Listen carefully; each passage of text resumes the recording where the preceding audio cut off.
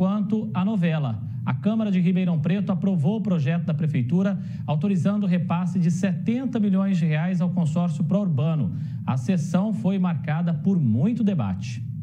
Foi uma vez, a segunda, e somente ontem o projeto complementar da Prefeitura sobre a autorização do repasse aconteceu.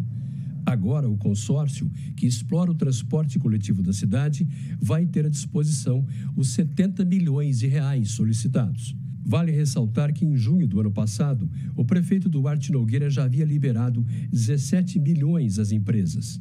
A história dos 70 milhões começou agora em outubro, quando entrou em pauta na Câmara pela primeira vez. Não foi autorizado. Foram 11 votos a favor e 11 contra. Ele voltou ao Legislativo e, através de uma liminar concedida pela Justiça, nem chegou a ser apreciado. Ontem, o placar apontou 13 votos a favor e 9 contra. Para os vereadores, foi uma manobra do Executivo que usou 2 parlamentares de reserva. Eles assumiram o cargo após a licença de 2 colegas. A manobra foi chamando os vereadores suplentes, por um lado. Por outro lado, assumindo, então, esses vereadores coautores. É importante a cidade entender isso, que para o prefeito colocar esse projeto novamente nesse período, a Constituição determina que ele não faça isso sozinho, que ele tenha coautoria de maioria absoluta. Foi o que o prefeito conseguiu. Então ele manobrou chamar os suplentes e também os colocou outros vereadores como coautores, aqueles que assinaram a coautoria do projeto. A cidade terá os cofres públicos sangrados por esses 70 milhões e a população vai acompanhar que o transporte público continuará muito ruim. Moralmente é uma ideia derrotada. Num primeiro momento não passou em plenário, num segundo foi barrado na justiça e aquela história, 3 é demais. A insistência que o prefeito tem em passar dinheiro para as empresas de ônibus, ela gera muitas conotações. Há muita coisa estranha no ar. Por que essa insistência? Por que essa conivência com o consórcio pró-urbano que nunca colocou a cara para se explicar na cidade? Que nunca ofereceu qualquer contrapartida para o município? Mesmo nos momentos de maior arrecadação, já que são empresas que estão no transporte público da cidade explorando o serviço desde a década de 80. Quando dava muito lucro, ninguém reclamou e ninguém compartilhou com a cidade. Quando alegam um prejuízo que é duvidoso no meu entendimento, compartilha com a população. Após a decisão, também entrou em pauta 6 emendas que, pelo menos, pressionariam o consórcio no cumprimento imediato do contrato. Elas foram negadas. Um deles, os cartões de passagem adquiridos e que os créditos não foram utilizados. Isso nós tentamos corrigir pelas emendas, coisas elementares, como, por exemplo, não ter mais ônibus em Ribeirão com combustível fóssil, movido a diesel, porque isso polui, isso estraga com a saúde da população. O saldo do cartão, não o passado é da população. O futuro, esse projeto manda devolver para os cofres do pró-urbano. Nós queríamos que esse saldo futuro do cartão fosse colocado no Fundo de Desenvolvimento Urbano. Quer dizer, o projeto em si já é uma tragédia para Ribeirão. As emendas tentariam melhorar, diminuir o estrago. O projeto de 70 milhões prevê ainda esse ano o repasse de 20 milhões. O restante até junho de 2023. A aprovação da Câmara foi nada menos do que um aval ao prefeito e traz uma imagem até certo ponto de descrédito dos vereadores à população. Eu espero que a população saiba dividir isso. Aqueles que entendem, pelo repasse de 70 milhões, aqueles como eu que entendem o contrário. Eu não vejo nenhum benefício para a cidade nesse posicionamento. Luiz Fernando Luffy para o Jornal da Clube. Confira agora como votou cada vereador na sessão de ontem à noite. Votaram a favor do repasse de 70 milhões ao pró-urbano os vereadores Alessandro Maraca, André Trindade, Igor Oliveira, Brando Veiga, Isaac Antunes, Jean Coraúci, Franco Ferro, Neto Delegado, Matheus Moreno, Maurício Vilabranches, Maurício Gasparini, Renato Zucoloto e Zerbinato. Votaram contra o repasse de 70 milhões ao pró-urbano os vereadores André Rodini, Bertinho Scandiuzzi, Judete Zilli, Lincoln Fernandes, França, Marcos Papa, Duda Hidalgo, Paulo Modas e Ramon Faustino. Bem, nós temos uma entrevista preparada com o Dr. Vinícius Bugalho para continuarmos repercutindo esse fato, até porque chama a atenção e revolta o Ribeirão Pretano. Já restabelecido o sinal, se tá, vamos colocar no ar agora já então. Dr. Vinícius Bugalho, ótima tarde ao senhor, sempre um prazer tê-lo aqui. Doutor, eu vou só repetir aqui o nome desses 13 parlamentares que foram favoráveis a esse repasse. Alessandro Maraca, André Trindade, Igor Oliveira, Brando Veiga, Isaac Antunes, Jean Coraúci, Franco Ferro, Neto Delegado, Matheus Moreno, também o Maurício Abranches, Maurício Gasparini, o Renato Zucoloto e o vereador Zerbinato. Doutor Bugalho, importante que a população lembre-se de cada um desses parlamentares, né? Uma ótima tarde ao senhor. Boa tarde, André Costa, nossa Franca do Imperador e a todos que assistem ao TV Clube. Pelo jeito, realmente, os sinais da Câmara era para que eu não colaborasse hoje com o querido jornal TV Clube. Em verdade, usando de um termo da juventude dos tempos atuais, o eleitorado na próxima eleição tem que cancelar esses vereadores da urna, porque é um presente de fim de ano de 87 milhões de reais, 70 mais 17. E mais, o que é grave, não é só isso. Dizem que, na verdade, os bilhetes que estão jogados, que serão cancelados ao final aí de 2 anos, são da ordem de 20 milhões de reais, que é o artigo 4º, parágrafo 5º, desse malfadado projeto de lei complementar de número 55.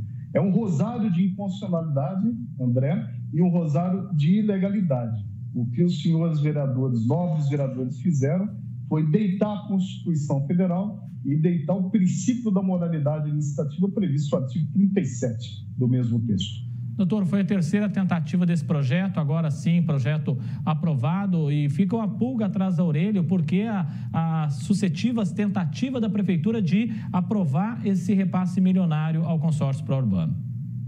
Os outros 2 vereadores que nos antecederam, Marcos Papa e o vereador Lincoln, já disseram, tem algo muito estranho no ar, porque no primeiro rejeição, no segundo a Justiça viu que havia algo muito estranho, no terceiro, manobras legislativas para puxar uma vereadora para a secretaria e o outro vereador, de repente, para cuidar de assuntos particulares. O que fica a impressão de que o caso aqui de Ribeirão Preto já está a merecer um olhar digital maior, com ação controlada e quebra de sigilos telefônicos, tal qual já acontece em São Paulo, André. Ontem eu estava na capital, trabalho lá, e conversando com um amigo do setor de transporte, o dinheiro repassado da Prefeitura de São Paulo para as empresas de ônibus de 1 bilhão e 200 milhões de reais lá. E Ribeirão Preto não está muito diferente.